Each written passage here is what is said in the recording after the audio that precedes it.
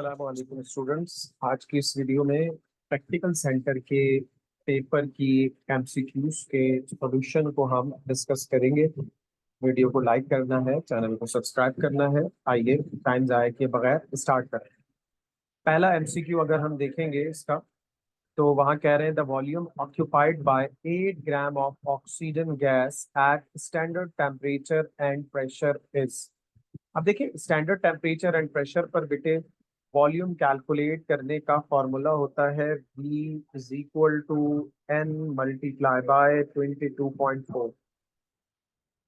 अब मोल्स नहीं है इसमें, सबसे पहले हम इसके मोल्स निकाल लेते हैं। मोल्स निकालने का फॉर्मूला होता है मास, जो कि 8 दिया हुआ है, divided by molar mass oxygen gas का होता है 32।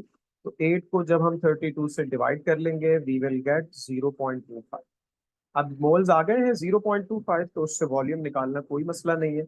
0.25 मल्टीप्लाई बाय 22.4।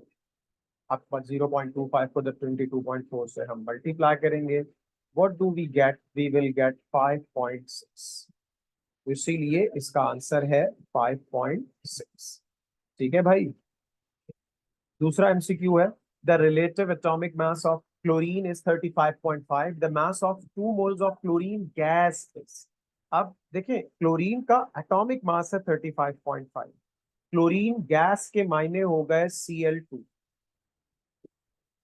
अब अगर आप Cl2 का मॉलिक्यूलर मास निकालेंगे तो वो आएगा आपके पास 71। ये 1 मोल का मास है 71। 2 मोल के मास पूछा हुआ है तो 71 को 2 से मल्टीप्लाई कर दीजिएगा, you will get 140। The number of orbitals in third shell of an atom is. Orbital कभी भी निकालने हो किसी भी शेल के अंदर तो उसका फॉर्मूला होता है एन स्क्वायर। थर्ड शेल है, इसके लिए एन की वैल्यू है 3, 3 का स्क्वायर होता है 9। These of the following is not an isoelectronic pair। इनमें से कौन ऐसा पेयर है जिसमें नंबर ऑफ इलेक्ट्रॉन्स इक्वल नहीं है? बेरिलियम +2, Mg+2 एक पेयर ये दिया हुआ। अच्छा बेटे, बेरिलियम का एटॉमिक नंबर होता है 4, इसका मतलब है इसके पास 4 इलेक्ट्रॉन है। +2 चार्ज आ गया, 2 चले गए, तो 2 इलेक्ट्रॉन है बेरिलियम के पास। मैग्नीशियम का अगर हम एटॉमिक नंबर देखते हैं, बेरिलियम का 4 होता है, मैग्नीशियम का 12 होता है। अब बेरिलियम +2 का मतलब है कि इसके 2 इलेक्ट्रॉन गए, मैग्नीशियम +2 का मतलब है इसके भी 2 इलेक्ट्रॉन चले गए। तो दोनों के पास नंबर ऑफ इलेक्ट्रॉन्स इक्वल नहीं बचेंगे। बेरिलियम के पास सिर्फ 2 बचेंगे, मैग्नीशियम के पास 10 बचेंगे। इसीलिए यही जवाब है, ये आइसो इलेक्ट्रॉनिक पेयर नहीं है। बाकी तीनों पेयर में इलेक्ट्रॉन्स क्या हैं? इक्वल। उसके बाद the geometry of AB3 molecule which contain 1 lone pair electrons is. एक मॉलिक्यूल है, सेंट्रल एटम है उसका Ba, उसके साथ 3 B लगे हुए हैं, और कह रहे हैं उसके पास एक लोन पेयर भी है, उसकी ज्योमेट्री क्या होगी? Trigonal pyramidal. क्योंकि AB3 है तो 3 बॉन्ड पेयर है और एक लोन पेयर है, तो trigonal pyramidal. This one of the following molecule has dipole moment. इनमें से किसके पास डायपोल मोमेंट है? अच्छा, CCl4 है, कार्बन सेंट्रल एटम है, it is bonded with 4 chlorine atoms. चारों तरफ एक जैसे क्लोरीन लगे हुए हैं, इसके पास डायपोल मोमेंट नहीं होगी। CH2 और CO2 दोनों लीनियर मॉलिक्यूल्स हैं, सेम एटम्स वाले, डायपोल मोमेंट नहीं है। SO2 ट्राइगोनल प्लेनर मॉलिक्यूल है, इसके पास डायपोल मोमेंट होती है। ठीक है, तो क्यों है कैसे पता चलेगा? देखिए, CCl4 है, कार्बन के साथ चारों तरफ क्लोरीन लगे हुए हैं, एक जैसे एटम्स हैं, तो जाहिर सी बात है एक दूसरे का इफेक्ट कैंसिल करेंगे, डायपोल मोमेंट 0 हो जाएगी। CH2 और CO2 दोनों के दोनों अगर हम देखें, CO2 ऐसा होता है, C double bond O, double bond O, 2 bond pair है, लीनियर ज्योमेट्री है, इसीलिए डायपोल मोमेंट नहीं होगी। CH2 में भी ऑक्सीजन की जगह सल्फर आ जाएंगे, बाकी तो सब कुछ सेम है, तो इसके पास डायपोल मोमेंट नहीं है। This attractive force developed between an instantaneous dipole and an induced dipole। Instantaneous और इंड्यूस्ड डायपोल के दरमियान कौन सी फोर्स डेवलप होती है? लंदन डिस्पर्जन फोर्स डेवलप होती है। ठीक है, इसको रिमूव करते हैं, आगे बढ़ते हैं। 7 एमसीक्यूज हमने कर लिए हैं।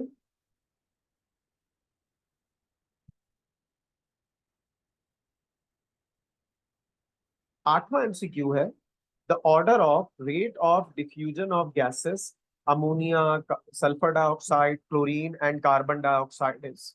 अब देखें, इसके लिए सबसे पहले हमें मॉलिक्यूलर मासेस निकालने होंगे, क्योंकि we know that rate of diffusion is inversely proportional to molecular masses.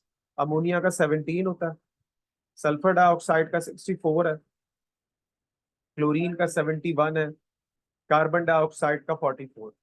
सबसे कम अमोनिया का है, तो उसका रेट ऑफ डिफ्यूजन सबसे ज्यादा होगा, नंबर 1।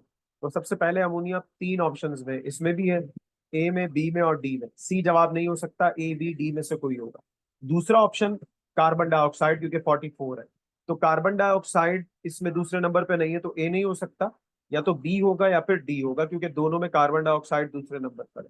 तीसरा नंबर सल्फर डाइऑक्साइड का, जिसका हमने निकाला है 64, तो B is the right answer, क्योंकि उसमें सारी गैसेस मॉलिक्यूलर मासेस के हवाले से सही लिखी हुई है, ammonia, carbon dioxide, sulphur dioxide, chlorine.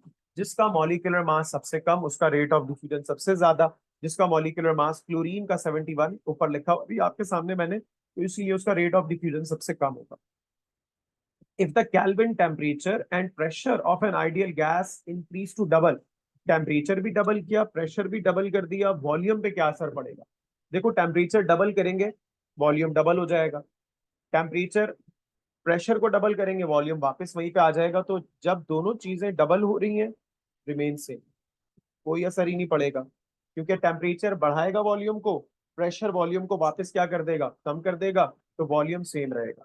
To solids having the same crystal structures are called, दो अलग अलग सॉलिड जिनके क्रिस्टल स्ट्रक्चर सेम होते हैं, वी कॉल देम आइसोमॉर्फस। पॉलीमॉर्फस क्या होते हैं? एक सॉलिड का अलग अलग स्ट्रक्चर्स में पाया जाना। आइसोटोप्स, एक ही एलिमेंट के same atomic number different mass number. Allotropes, एक एलिमेंट का एक से ज्यादा फॉर्म्स में पाया जाना। ठीक है, तो आइसोमॉर्फ्स होते हैं। KC expression for the reaction 2a + b arrow 2c will be. अब देखें, product upon reactant active masses होता है। अब यहाँ पे देखें, प्रोडक्ट कौन है? सी, उसके 2 मोल है, सी का स्क्वायर हो जाएगा, ए का स्क्वायर और बी। ये आपके पास आंसर है। इसमें एक और आंसर जो आपको डाइवर्ट कर सकता है, वो ये वाला, प्लस साइन नहीं आता केसी के फॉर्मूले में। और इसमें देखें, ए के साथ जो 2 मोल है उनको ब्रैकेट के अंदर रखा हुआ है, मोल हमेशा पावर में जाता है। In this reaction ammonia react कर रहा है वाटर के साथ, NH4 बन रहा है और OH बन रहा है। कह रहे हैं अमोनिया एक्ट एज, अब देखो अमोनिया था NH3, कन्वर्ट हुआ है NH4 में, मतलब कि इसने एक H एक्सेप्ट किया है, कबूल किया है। जो चीज H एक्सेप्ट करती है उसको हम क्या कहते हैं? बेस कहते हैं।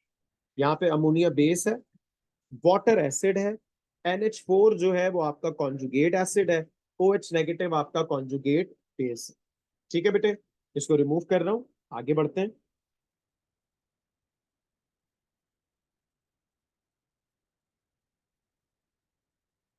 अच्छा जी, कहते हैं 2a से प्रोडक्ट बन रहा है, अगर कंसंट्रेशन ए की 2 टाइम्स बढ़ा दी जाए तो इनिशियल रेट ऑफ रिएक्शन पे क्या असर पड़ेगा? देखो, 2a मतलब ए के ऊपर स्क्वायर लगेगा रेट लॉ में। अब जब ए की कंसंट्रेशन को 2 टाइम्स बढ़ा रहे हैं, तो रेट ऑफ रिएक्शन कितने टाइम्स बढ़ेगा? 4 टाइम्स। ठीक है, क्योंकि 2 का स्क्वायर क्या होगा? 4, कंसंट्रेशन डबल होगी तो रेट 4 टाइम्स बढ़ेगा, क्योंकि ए पे स्क्वायर लगेगा, 2a लिखा हुआ है। अगर ए की कंसंट्रेशन 3 टाइम्स बढ़ाते तो रेट बढ़ता 9 टाइम्स। ए की कंसंट्रेशन 4 टाइम्स बढ़ाते तो रेट बढ़ता 16 टाइम्स। जितने टाइम्स भी कंसंट्रेशन बढ़ेगी, रेट उसका स्क्वायर होके बढ़ेगा। In this one of the following molecule the oxidation number of oxygen is +2। देखो, ऑक्सीजन सेकेंड नंबर है इलेक्ट्रोनेगेटिविटी में, the most electronegative element is fluorine. Fluorine हमेशा नेगेटिव होता है, ऑक्सीजन हमेशा नेगेटिव होता है, बस जब वो फ्लोरीन से जुड़ा हुआ है ना तो पॉजिटिव होगा। तो एक ही जवाब है इसका, OF2। यहाँ ऑक्सीडेशन नंबर निकालने वगैरह की मैं बात ही नहीं कर रहा। ऑक्सीजन पॉजिटिव सिर्फ तब होता है जब वो फ्लोरीन से जुड़ा। Concentrated solution of KOH is used as electrolyte in fuel cell. Fuel cell में KOH इलेक्ट्रोलाइट के तौर पे इस्तेमाल होता है।